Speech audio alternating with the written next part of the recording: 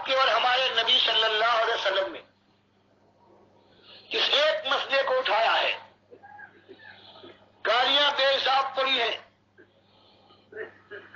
ان کے ساتھیوں کو آگ کے انگاروں پر لٹایا گیا ہے. نیزہ مار کر مکے میں ابھی جنگ بھی نہیں ہو رہی ہے ان کو شہید کر ڈالا گیا ہے.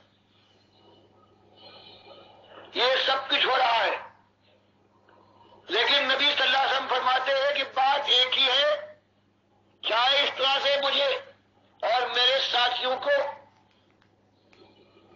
اذیتوں کے شکنجے میں کسو یا میری قدموں میں مال و دولت اور اپنے ملک کی بادشاہت کا تاج لا کر ڈال دو. بات یہی ہے کہ اللہ اکیلا ہے اور اس نے تم سب کو اپنی بندگی کے امتحان میں ڈالا ہے زندگی دے کر. بے شک. اگر اس امتحان میں کامیاب ہوئے تو پھر اب کبھی موت کا وہ دور نہ آئے گا، ہمیشہ جوانی ہوگی، خوشی اور خوشحالی کی باتیں ہوگی. اور اگر نہ مانے تم اور تمہاری اولاد تو حال یہ ہو جائے گا کہ اوپر کا ہوٹ اس آگ کے الاؤ کے اندر جلنے کے بعد آماس کر کے موٹا ہوگا اور چڑھ جائے گا ماتھے تک. نیچے کا ہوٹ بعض دن یہ ہوگا کہ وہ بھی جلنے کے بعد آماس کرے گا اور ناف تک اتر آئے گا. تو یہ حسین و جمیل چہرے جو ناز و ادا سے بے پردگی اور بے حیائی کی پرواہ کیے بغیر اس وقت بھی گھومتے تھے اور آج بھی ہے، تو بتاؤ ان چہروں کا حال کیا ہوگا اگر ایمان کے ساتھ یہ اللہ کے پاس نہ پہنچے. یہ زندگی بھر کی جو ریاضت ہے کہ حاجی صاحب نے کوئی حج نہیں چھوڑا ہے، 10 مدرسوں کے تو یہ خود قائم کرنے والے ہیں، اتنی بیواؤں کے ساتھ یہ سلوک کرتے ہیں. لیکن جو ان کو دولت ملی ہے کہتے ہیں کہ یہ لاہور والے نظر ہی نہ آئے تھے. تو مالک ایک چیز کو برباد کرنے کے بعد ہمیشہ کے لیے جہنم میں جھونک دے گا. یہی مالک فرماتا ہے ایمان تم سے اور کچھ نہیں مانگنا ہے، سچا ایمان لے آؤ، میرے ساتھ کوئی شریک نہیں ہے. تم کہتے ہو کہ اللہ کے نبی صلی اللہ علیہ وسلم اللہ کے نور کے ٹکڑے ہیں، پہلے تم مجھ کو نور کا بناتے ہو، حالانکہ نور کو تو میں نے بنایا ہے، وہ میری مخلوق ہے. وجعل الظلمات والنور، اللہ نے تو تاریکیوں اور نور کو پیدا کیا ہے. تو میری قوم کے لوگوں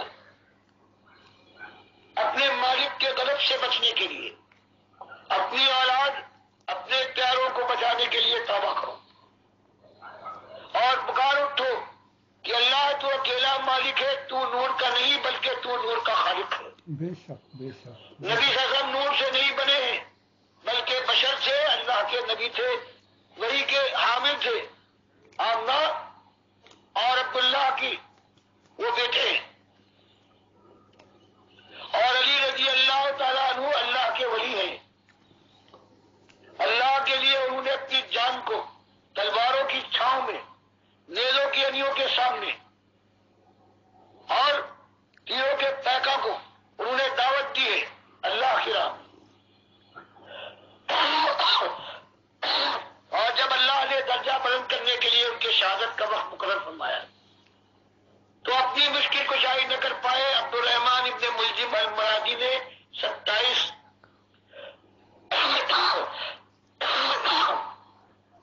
رمضان کی فجر کی نماز کے وقت ان پر وار کیا ہے، قاتلانہ وار دل پڑے ہیں. پوچھتے ہیں حسن رضی اللہ تعالیٰ عنہ سے، بیٹھے یہ کس نے مجھ پر وار کیا؟ وہ جواب دیتے ہیں بابا یہ عبد الرحمان ابن ملجم المرادی ہے، نہ ان کو خبر گھاٹ میں ہے نہ اپنی مشکل کشائی کر پائے. تو میری قوم کے آبرو مندوں، جس جان کو، جس جسم جسم کو، جس چہرے اور جس کھال کو آج حسین و جمیل بناتے ہوئے ملبوس اپنی حد تک جو مل سکے اس سے آراستہ کرتے ہو، جن پیاروں کو اپنی گود میں لینے کے بعد دل کا سکون محسوس کرتے ہو،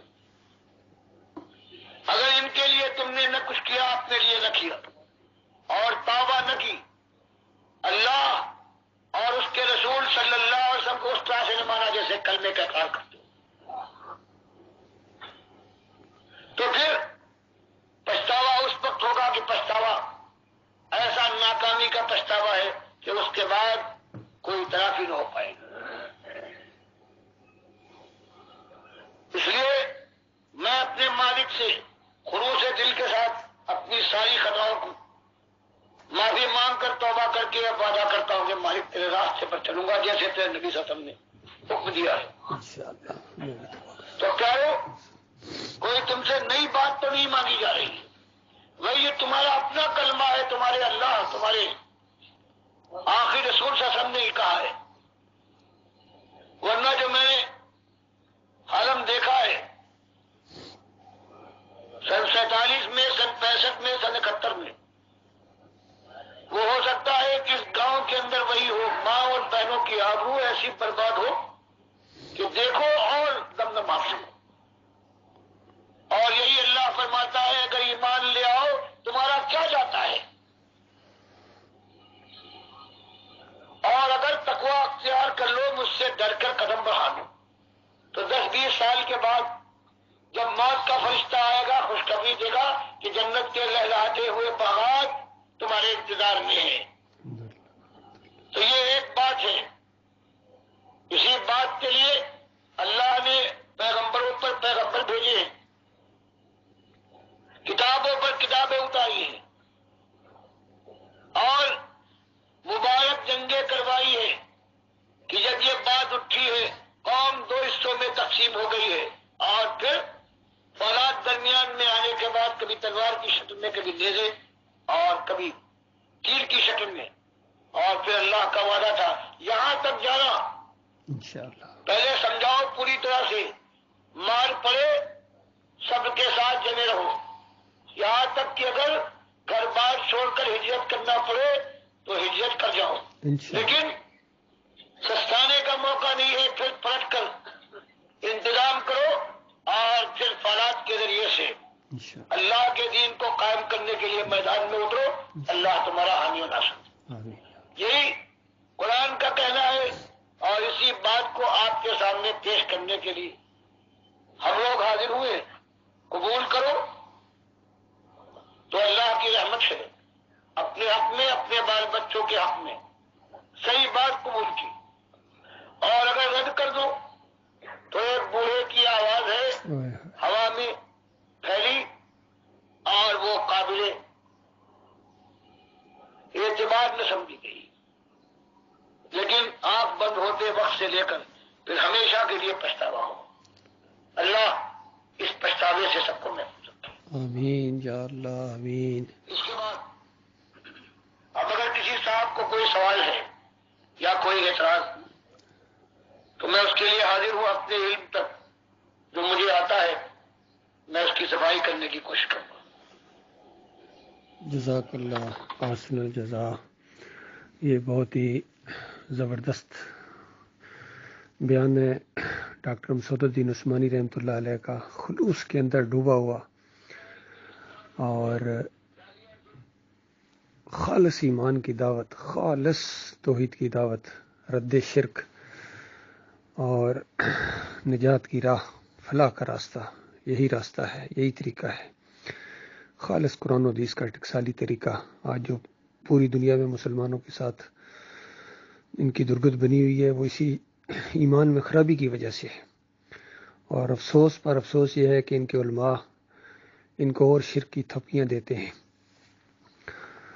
جس طرح آپ نے اگر سنا ہوگا، یہ ڈاکٹر اسرار درمیانی راہ اختیار کرتا ہے، کفر اور ایمان کے درمیان اس نے راستے اختیار کیے ہیں۔ میں نے کتنے ان کے ویڈیو دیکھے ہیں، چاہے وہ نور اور بشر کا معاملہ ہو، درمیانی راہ، چاہے وہ علم غیب کا معاملہ ہو، درمیانی راہ، یعنی کفر اور ایمان کے درمیان انہوں نے راستہ اختیار کیا ہے۔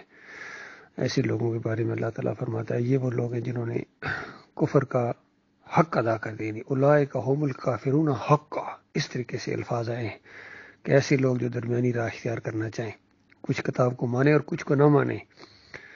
تو یہ افسوس ہوا ہے اس امت کے ساتھ کہ اس کے علماء نے خالص بات نہیں، کہیں نہ کہیں شرک کے ساتھ لگے ہوئے ہیں. بریلوی ہوں، دیوبندی ہوں، اہل حدیث ہوں، سلفی ہوں، سارے یہ گلف کے اندر سارے میں نے دیکھے ان کے مولوی خالص حرام خور ہیں، دنیا کے یہ چاہنے والے ہیں، دکاندار ہیں، دیندار نہیں ہیں. شرک کے انجیکشن دیتے ہیں، شرک کی تھپکیاں دیتے ہیں اس قوم کو، سوتے رہو. اور جب یہ اٹھیں گے پھر ان مولویوں کے اوپر، ان علماء کے اوپر یہ لعنتیں بھیجیں گے، سیاسی لیڈروں کے اوپر لعنتیں بھیجیں گے عوام. بہرحال یہ عوام خود ہی ایسے ہیں، ایمان عقیدے کی طرف آنا ہی نہیں چاہتے. ان کی اکثریت کوئی لاکھوں کروڑوں میں کوئی ایک ہو جس کے اندر کچھ سمجھنے کی صلاحیت ہو، ورنہ اکثریت ہے ان کے سامنے اللہ کی بات، آخرت کی بات جب بھی کی جائے ٹینشن فیل کرنا شروع ہو جاتے ہیں. بس آپ بس کرو جی بس. میں نے بڑے قریب سے لوگوں کو دیکھا، حالانکہ نمازی ہیں، تہجد گزار ہیں، دنیاوی لحاظ سے کوئی کسی کے ساتھ فراڈ نہیں کرتے ہیں، چور ڈاکو نہیں ہیں، سمجھتے ہیں بس یہی دین ہے. لیکن اللہ کی خالص بات جب کی جائے، توحید کی بات، آخرت کی بات، تبلیغ کی بات، جہاد کی بات، بس مایوسی ان کے اوپر چھا جاتی ہے، پریشانی ان کے ہونا شروع ہو جاتی ہے. یہ بہت بڑی بدبختی ہے ان کی.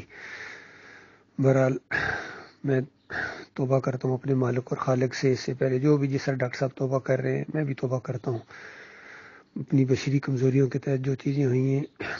باقی پھر بھی اللہ کا احسان ہے کہ مالک نے ایمان عقیدے کی سمجھ عطا فرمائی ہے، توحید کی راہ دکھائی ہے، شرک سے واقفیت ہو گئی ہے.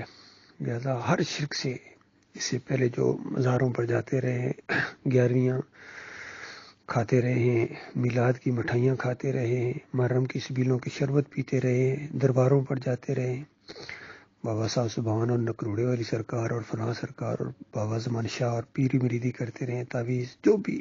پھر جمہوریت کے اندر جمہوریت کا معاملہ تو ایسا ہے کہ اللہ تعالیٰ نے وہ نبوت ہی نہیں لائی. میں نے اپنی پوری زندگی میں ایک ووٹ نہیں دیا ان مشرکوں کو. یہ اللہ کا لاکھ لاکھ شکر ہے. ہاں یہ اور بات کہ جب میں 7 پنجاب ریجمنٹ میں تھا، افسر تھا، وہاں یہ جنرل ضیاء الحق صاحب نے ریفرینڈم کروایا تھا. تو اس وقت وہ جس طریقے سے ہوا تھا وہ بھی ایک عجیب معاملہ دیکھا میں نے کہ ایک ڈبے کے اندر سارے وہ لکھ کے ہاں لکھ کے ایک بھی نو نہیں تھا. تو جوانوں کو لائن میں کھڑا کیا اور ان کو کہا کہ ایک ڈبے سے اٹھا کے دوسرے ڈبے میں ڈال دو. تو یہ سارا الیکشن ہو رہا تھا، تو وہ ایک میں نے وہ پرچی ڈالی، سمجھ نہیں تھی اس وقت. باقی اللہ کا احسان ہے کہ پھر مجھے ایمان عقیدے کی سمجھ میں آئی، ان کی ساری فریب کاریاں سامنے آ گئیں. پھر مجھے پتہ چلا کہ 71 میں شکست کیوں ہوئی تھی اور یہ سارے نامرد کیوں بنے ہوئے ہیں، کیوں ان کے اندر غیرت نہیں ہے. ان کی مائیں اور بہنیں چیخ رہی ہیں لیکن ان کو ذرا غیرت نہیں آتی ہے. تخمے ان سے اٹھائے نہیں جا رہے ہیں، کمانڈو دستے ان کے پاس، ایٹم بم ان کے پاس، یوتھ ان کے پاس، لیکن ذلت اور خواری ان کے ساتھ چمکی ہوئی ہے، ان کو ذرا غیرت نہیں آتی ہے. اب پتہ چلا ہے کہ غیرت اور حیا تو ایمان کے ساتھ ہوتی ہے، ایمان خالص کے ساتھ ہوتی ہے، جمع مردوں کے ساتھ ہوتی ہے. 17 سالہ محمد بن قاسم آئے تھے، پھر طارق بن زیاد کہاں گئے، پھر مسلمان جرنیلوں کی تاریخ پڑھو، نبی علیہ السلام اور صحابہ کے واقعات پڑھو، کس طرح ان کی زندگیاں ہیں. ان لوگوں کو ان کی زندگیوں کی ہوا بھی نہیں لگی ہے، بلکہ ان کے دشمن ہیں، اور عوام کو کس طرح دھوکہ دیتے ہیں، ہم مدینہ ریاست بنائیں گے، ہم یہ کریں گے، وہ سارے جھوٹے ہیں، بے ایمان. ان کے خلاف اب جہاد ہے، ان سب کے خلاف جنہوں نے یہ عوام کو دھوکہ دیا ہے، مسلمانوں کو دھوکہ دیا ہے، اللہ کو دھوکہ دیتے ہیں. بہرحال اپنی جانوں کو انہوں نے تباہ و برباد کیا ہے. دین اسلام کا کیا بگاڑیں گے، یا اللہ کا کیا بگاڑیں گے، یا مومنوں کا کیا بگاڑیں گے. بہرحال جو ایمان کے اوپر جم گئے ہیں اور اللہ نے ان کو توفیق دی ہے، حالانکہ ایمانداروں کی جماعت بن چکی تھی، اس کے اندر بھی محمد حنیف نے شرک کے انجیکشن دے دیے اور ڈنڈے کے زور سے سجدہ تعظیمی منوایا. لیکن کچھ اللہ کے بندے ہیں جن کو اللہ نے اپنے فضل و کرم سے بچا لیا ہے، وہ پھر منظم ہو گئے ہیں. اسی ایمان کی بات کو ہم انشاءاللہ آگے بڑھاتے رہیں گے، اسی دعوت کو، یہی دعوت ہے، اسی کے لیے جینا ہے اور اسی کے لیے انشاءاللہ مرنا ہے. جینے کا بھی لطف آ رہا ہے اور اللہ کا وعدہ سچا ہے، مرنے کا لطف جینے سے زیادہ آئے گا.